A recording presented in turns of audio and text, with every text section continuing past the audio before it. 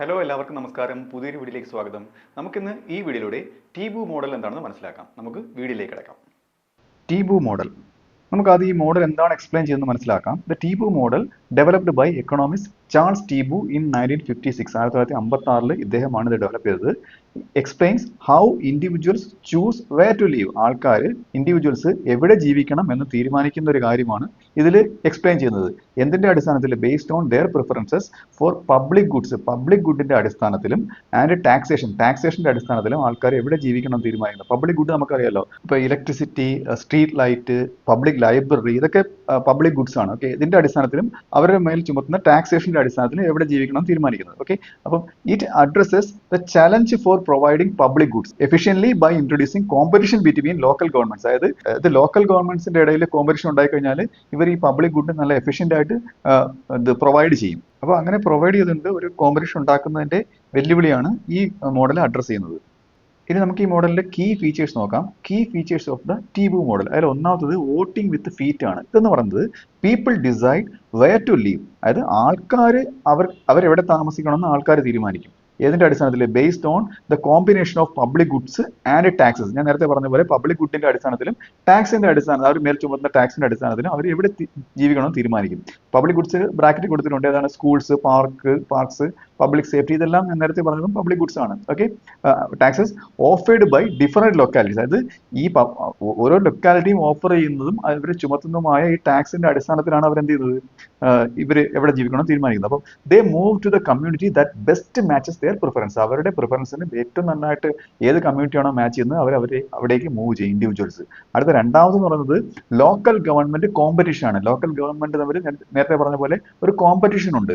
Communities act like firms in A market. അതായത് ഓരോ കമ്മ്യൂണിറ്റീസും ഒരു മാർക്കറ്റിലെ ഫേം പോലെയാണ് ഇവർ ആക്ട് ചെയ്യുന്നത്. ഓക്കെ, നല്ല കോമ്പറ്റീഷൻ ഉണ്ടാവുന്നത്. അപ്പം കമ്പീറ്റിംഗ് ടു അട്രാക്ട് റെസിഡൻസ്. അതായത് റെസിഡൻസിനെ അട്രാക്ട് ചെയ്യുന്നതിന് വേണ്ടിയിട്ട് എങ്ങനെ എന്ത് ഓഫർ ചെയ്തിട്ടുണ്ട്? By offering different bundles of public goods and taxes.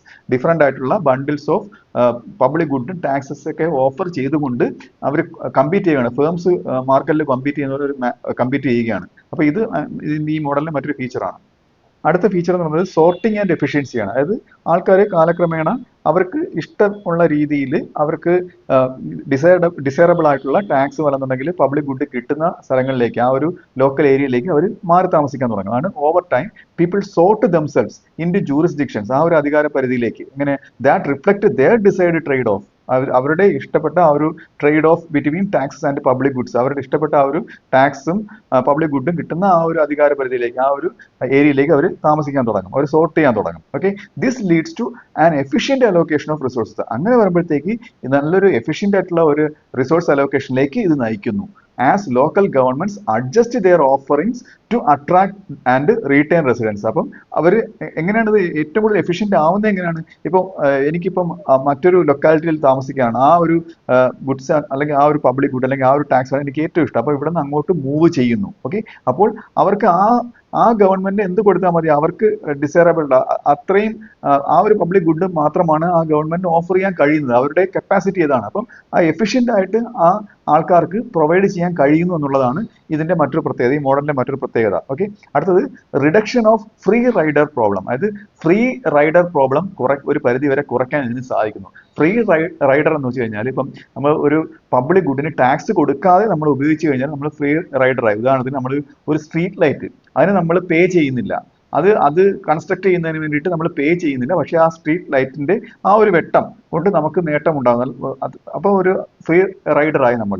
അത് മാത്രമല്ല, ഇപ്പം ഡിഫൻസിന് വേണ്ടിയിട്ട്, നാഷണൽ ഡിഫൻസിന് വേണ്ടിയിട്ട് നമ്മൾ പേ ചെയ്യുന്നില്ല. ഓക്കെ, ഡയറക്ട്ലി പേ ചെയ്യുന്നില്ല. എന്നാൽ നമ്മൾ ആ ഒരു രാജ്യസുരക്ഷ, പട്ടാളക്കാർ തരുന്ന ഒരു സുരക്ഷ നമ്മൾ എൻജോയ് ചെയ്യുകയാണ് ചെയ്യുന്നത്. അപ്പൊ നമ്മൾ എല്ലാം പട്ടാളക്കാരുടെ ആ ഒരു സേവനത്തിന്റെ ഫ്രീ റൈഡേഴ്സ് ആണ്. അപ്പം ഈ മോഡലിൽ ഈ ഫ്രീ റൈഡർ പ്രോബ്ലം ഒരു പരിധിവരെ കുറയ്ക്കാൻ സാധിക്കുന്നു. അപ്പം since individuals must live in a community to benefit from its public goods. അതാണ് ഞാൻ മേൽ പറഞ്ഞത്. അതായത് അവർക്ക് ലഭിക്കുന്ന ആ പബ്ലിക് ഗുഡിന്റെ അടിസ്ഥാനത്തിൽ അവർ ഒരു സൊസൈറ്റിയിൽ ജീവിച്ചേ പറ്റൂ.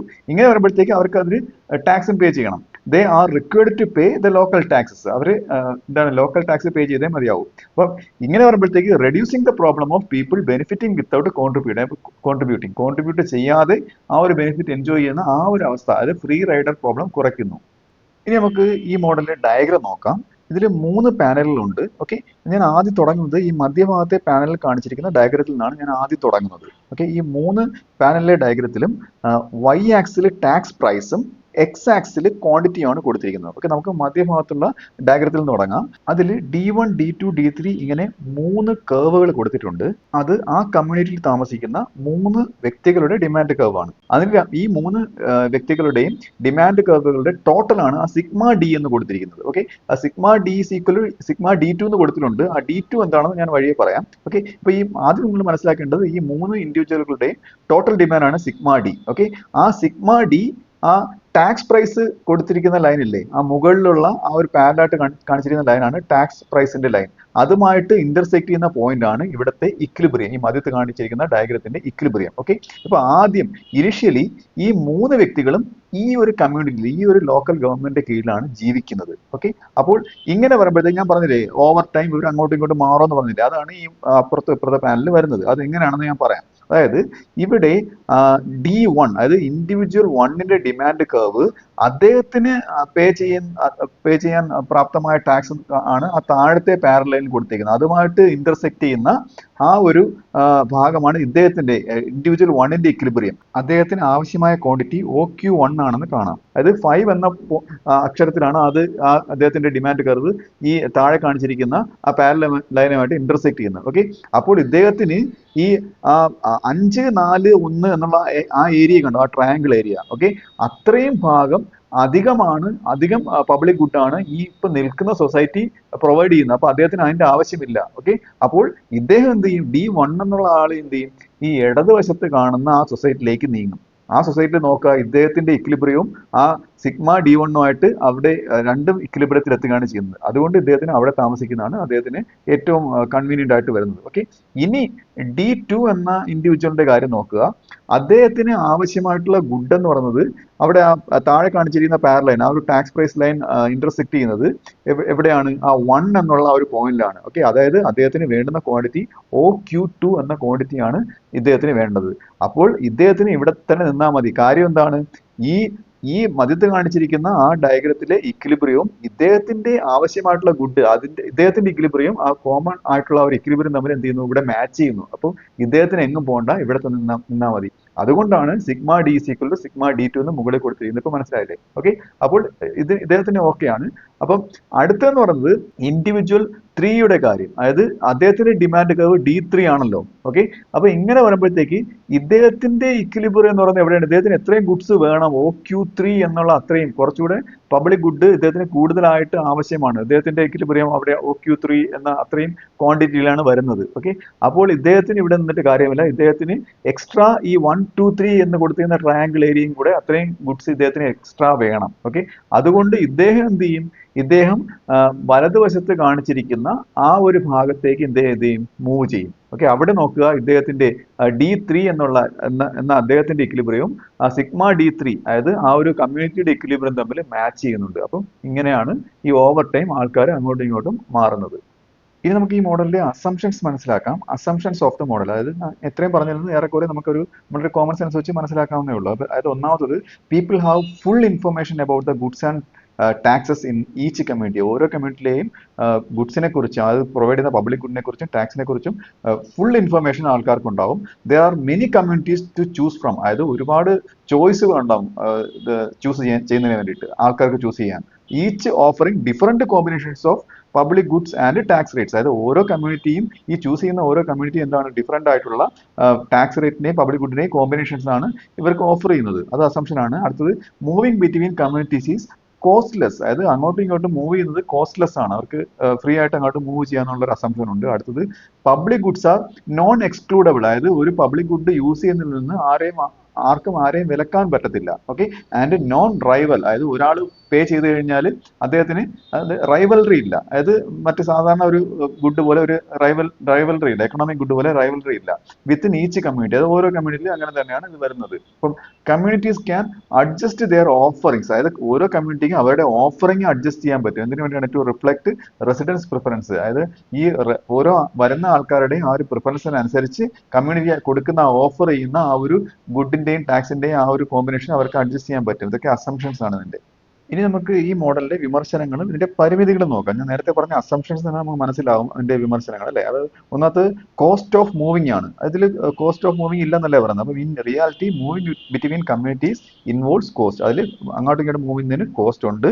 Which may limit people's ability to vote with their feet. ഞാൻ ആദ്യം പറഞ്ഞ ആ ഫീച്ചർ പറഞ്ഞില്ലേ, അതായത് വോട്ട് വിത്ത് ദെയർ ഫീറ്റ്. അപ്പം അതിന് ഒരു ലിമിറ്റ് കൊണ്ടുവരുന്നതാണ് എന്താണ് ഈ കോസ്റ്റ് ഓഫ് മൂവിംഗ് എന്ന് പറയുന്നത്. അതൊരു വിമർശനമാണ്. അടുത്തത് ഇൻഫർമേഷൻ ലിമിറ്റേഷൻസ് ആണ്.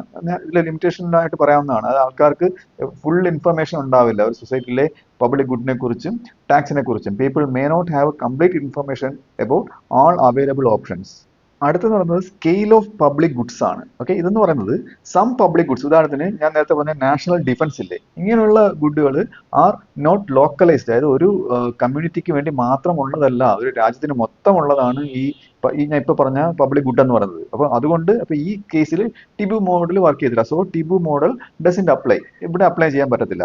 അത് മറ്റൊരു ലിമിറ്റേഷൻ ആണ്. അടുത്തത് ഇൻഇക്വാളിറ്റി, അസമത്വം. അതായത് the model can lead to segregation by income or preference. അതായത് ആൾക്കാർ അങ്ങോട്ടും ഇങ്ങോട്ടും നീങ്ങി കഴിഞ്ഞാൽ അവിടെ ആ ഒരു സെഗ്രിഗേഷൻ ഉണ്ടാവും, ആ ഒരു പ്രിഫറൻസിനനുസരിച്ചുള്ള ഒരു ഡിവിഷൻ ഉണ്ടാവും.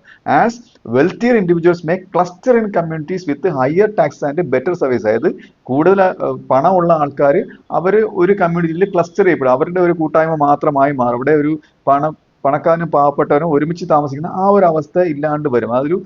അതൊരു അസമത്വമാണ്. അപ്പോഴത്തേക്ക് ആൾക്കാർ ഒരേ ഏരിയയിൽ മാത്രം ഫോക്കസ് ചെയ്യുന്ന ഒരു അവസ്ഥ വരും. ഓക്കെ, ഇങ്ങനെ ഒരു പ്രോബ്ലം ഇതിനുണ്ട്. ഇതൊക്കെ ഇതിന്റെ ലിമിറ്റേഷൻസും ക്രിറ്റിസിസംസും ആണ്.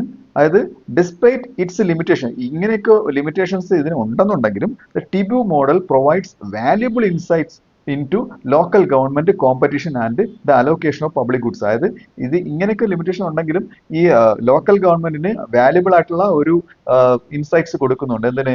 പബ്ലിക് ഗുഡ് പ്രൊവൈഡ് ചെയ്യുന്നതിലും ആ ഒരു കോമ്പറ്റീഷന്റെ കാര്യത്തിലൊക്കെ നല്ലൊരു ഇൻസൈറ്റ് ലോക്കൽ ഗവൺമെന്റ്സിന് ഈ മോഡൽ കൊടുക്കുന്നുണ്ട്. അപ്പോൾ ഈ വീഡിയോ നിങ്ങൾക്ക് മനസ്സിലായെന്ന് വിശ്വസിക്കുന്നു. അടുത്ത വീഡിയോയിലെ മറ്റൊരു വിഷയമായി വീണ്ടും കാണാം.